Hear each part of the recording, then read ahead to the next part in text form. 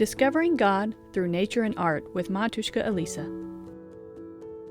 In Isaiah chapter 40, we read, "The grass withers, the flower fades, but the word of our God abides forever."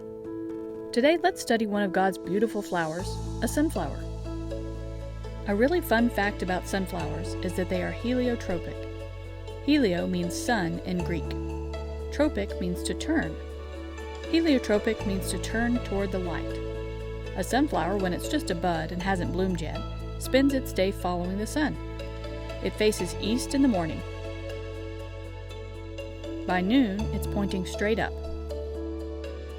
Then it turns west in the evening toward the setting sun. When the sunflower fully blooms, it stays facing east so it can catch the very first morning rays of light and warm itself.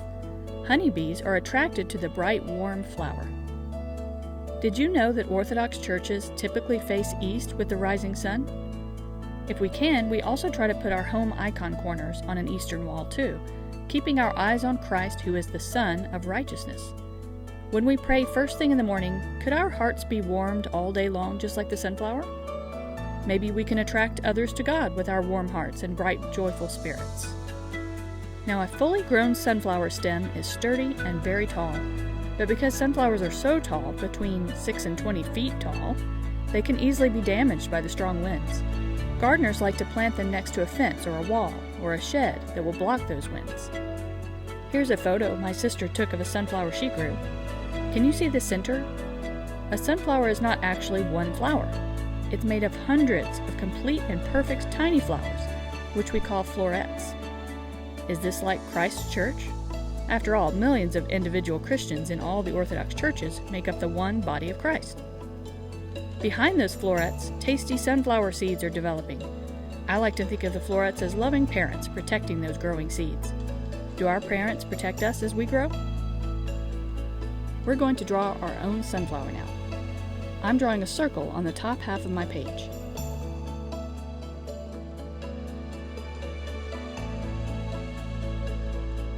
Around the circle, I'm drawing tiny little triangles with curved sides. In art, when you draw an object, that's called positive space. Any leftover space around the object is called negative space. These little triangles look like positive space, don't they? But this is actually a trick. The triangles are really a tool to help us form the sunflower's petals, which have points at both ends and are curved in the middle. Their sides touch each other. Now you can see the little triangles have become negative space, the blank space between petals.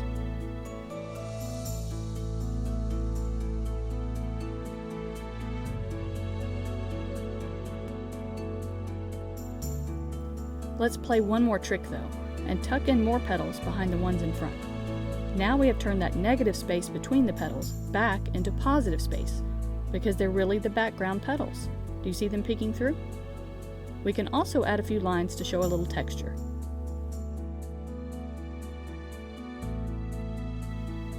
If you love detail, you can draw a lot of tiny circles to represent the florets. Or, if you like to scribble like I do, here's your chance. Make tiny circular motions to represent those florets. It's okay to overlap the petals a bit too. Art isn't always about being exact. Now let's draw the tall stem.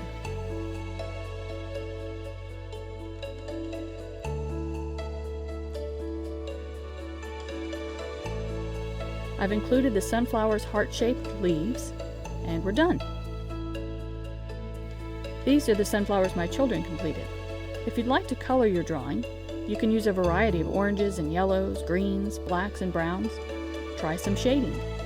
Look up photos of sunflowers to get inspired. Or even better, stop to examine one in nature when you see it. It's fun to be on the lookout for creative opportunities too. One day I wanted to take a photo of this sunflower in the grass.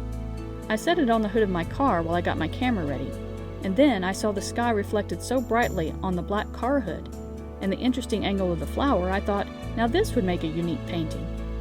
The sunflower even seems to represent the sun and the sky. I pray that in your daily life, you can keep an eye out for unexpected and beautiful things God puts in your path. Thank you for joining me in studying the sunflower.